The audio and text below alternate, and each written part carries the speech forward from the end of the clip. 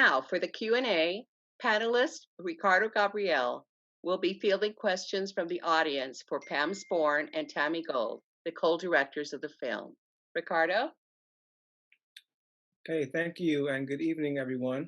The first question is from John Mejias, who asks, what's the best thing average working class people can do to contribute to continue supporting this legacy and keep these studies as important? Struggle. Don't sit back. This is the time. First, we have to struggle for ethnic studies and not allow it to be cut. The other thing, we have to also understand the fragileness right now of all public higher education. So I think it's everyone to really get engaged and get involved. There's a beautiful, active group of students throughout CUNY, and we need to take their leadership because it's their future. And I guess I feel really blessed and honored to be able to teach and be a professor at Hunter College because my students teach me, and they've taught me to stay committed and to keep going. And the work I do is filmmaking, and that's how I bring my contributions to the struggle. Pam? I would say the same thing as Tami. We need to keep the struggle alive, and you can advocate for more programs like this. It's interesting that the state of Connecticut just passed a law that starting next year, all high school students have to take a class in Black and Puerto Rican Studies. So I think putting the pressure on our educational system to desegregate and decolonize the curriculum is important. I'm going to combine two questions. How were these fantastic pictures collected? And what challenges did you find while filming and crafting the chronology?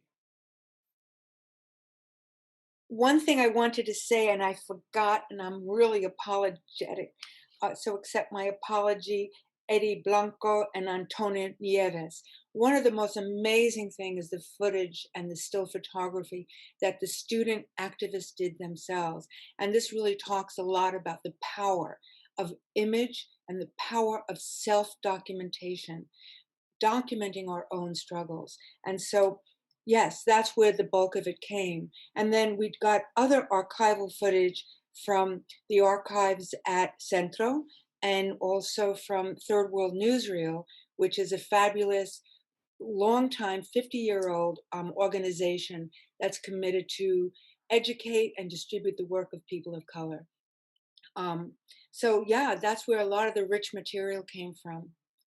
And one other thing that I think Pam can talk a lot about is the stories. The stories that were shared with us were amazing. Pam, what are some of your thoughts on that? Well, the challenge in creating this film during a pandemic or not during a pandemic was that the stories were so rich, and we were committed to keeping this film under 30 minutes.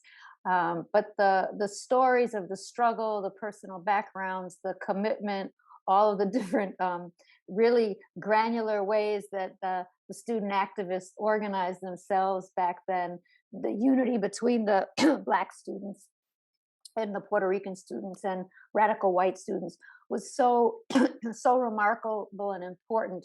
So to whittle that down and craft a story was that was manageable and quick for the audience to get the full meaning of that struggle was a challenge. Doing it during the pandemic meant doing it remotely, so it was keeping our masks on and passing hard drives back and forth. So, Thank you. So I want to make a note that there's going to be a second Q&A later on. So I'm skipping some questions out of here because I think they're more appropriate for that Q&A. But there's a lot of interest in purchasing the video, knowing where they can view it again, how they can share it with others. So if you can speak on that.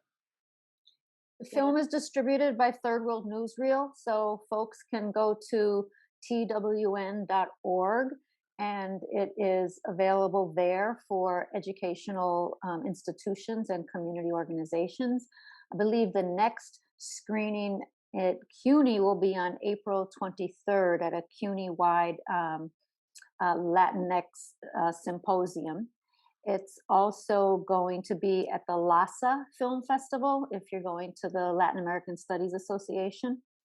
And it will be at the Philly, oh, this is, can't tell anybody else, but it's going to be in a film festival in Philadelphia. More information to come on that. And right now it's streaming at a film festival called Big Muddy, and that's in the Midwest.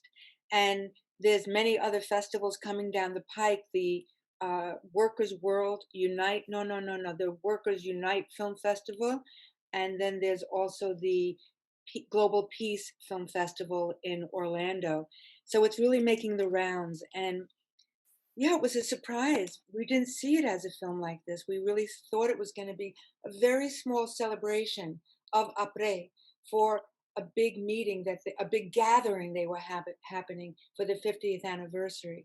And that's what we were asked to do. And so one of the unusual silver lining, or I guess you'd call it a silver lining of COVID, is that Pam and I and Gisely were able to really sit with the material and say, wow, this is not a 10-minute piece. This really needs some time to explain the struggle and the victories within the struggle and what people had to go against in terms of the almost all-white university.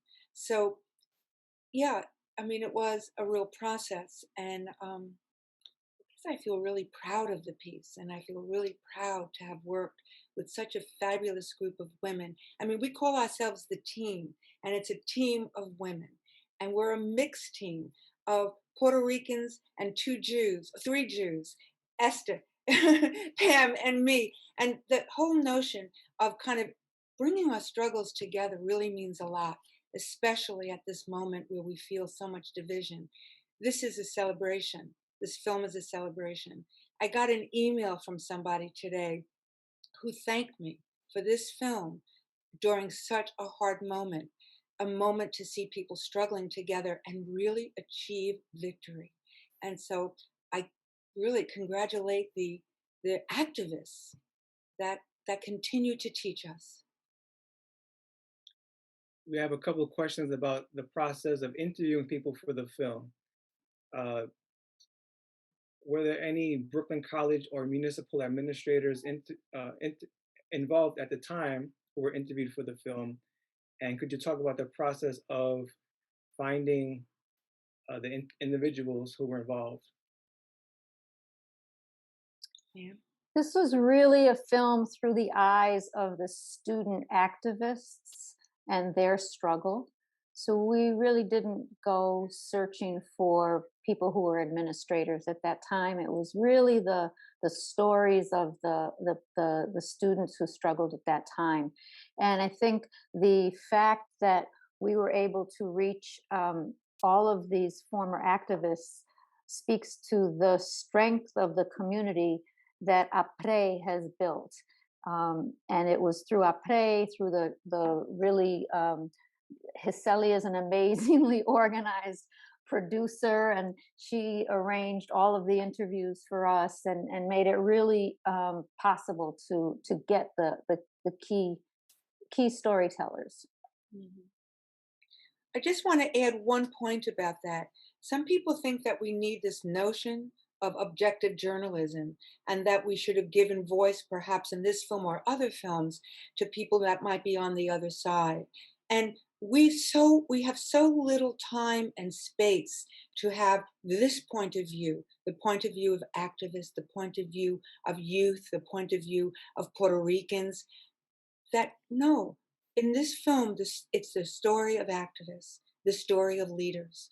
And we didn't need the voice of administration. We didn't need that voice.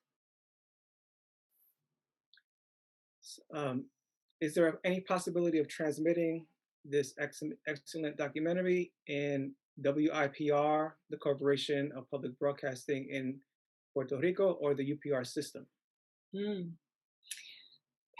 Go organize that. Yes.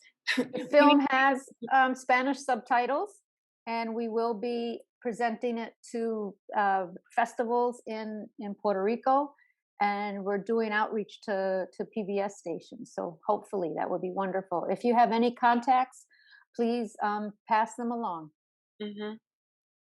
A little nudge is always good. What was something special that you learned while creating the film? I think for me, the most special thing was the alliance between African American and Puerto Rican youth. This vision was more than a vision. It was a belief system that we can only win if we struggle together. And that to me was thrilling and a constant reminder of building bridges. And that was the best thing that I can take away from this experience. One thing I loved was the humor. So when Antonio Nieves says that he was going to claim the Fourth Amendment, and they told him no, it's the wrong amendment. He said, "Well, I'll take whatever amendment." So that there's this humor and this resilience and this vibrancy, as Virginia mentioned, that she found when she came to the campus. I think that's what we felt, and also I think what's really remarkable is the kind of lineage to. And I'm going to say it, left-wing politics among the Black students who were involved, the white students and the Puerto Rican students, that a lot of the ones involved had family histories of either union struggles, struggles for the independence of Puerto Rico, and struggles around the community control in Oceanfield, Brownsville. So that quote in the beginning by Antonia Pantoja is so important, that this is a passing on this social movement from generation to generation and making those connections between struggles, I think was really, really powerful and exciting to hear about.